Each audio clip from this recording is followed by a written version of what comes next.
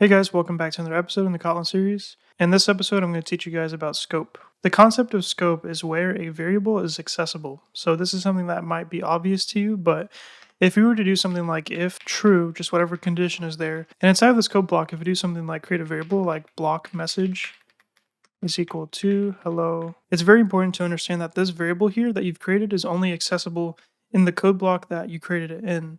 So this can be accessed, within itself, obviously, but outside of it, if you try printing it or doing anything with it, that's an error because it's not accessible outside of that. So the scope of a variable is where it's accessible. So just as a general rule, whenever you create a variable within a code block, it's only accessible in that code block or any code blocks inside of that code block.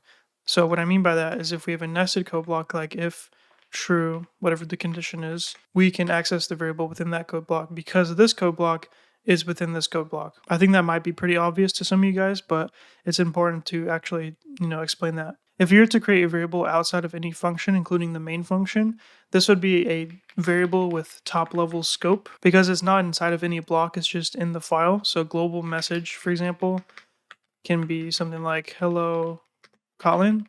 So now this variable, since it's created outside of any function or anything like that, it's accessible within any of the functions. So that means that we can do whatever we want with the variable, like reassign it or just print it out, whatever we want. So if we had function add, we can access the variable within the add function.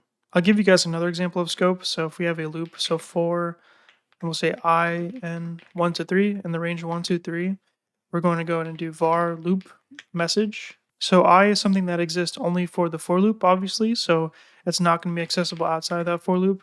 Same thing with a loop message because it's only created inside this code block here, so you cannot use loop message or reassign or do anything with it outside of the block of the for loop. So for example, here inside of the for loop, if we check to see if I is equal to 2, if it is, we just adjust the message to equal this. This is perfectly valid because, again, this variable, even though this is in a different code block, this code block is part of this greater code block. There's a hierarchy. So the scope of this variable exists within that code block in any nested code blocks, okay? And that's it for this video, everybody. I think it was just important for you guys to understand how scope works so that you know where you can access your variables.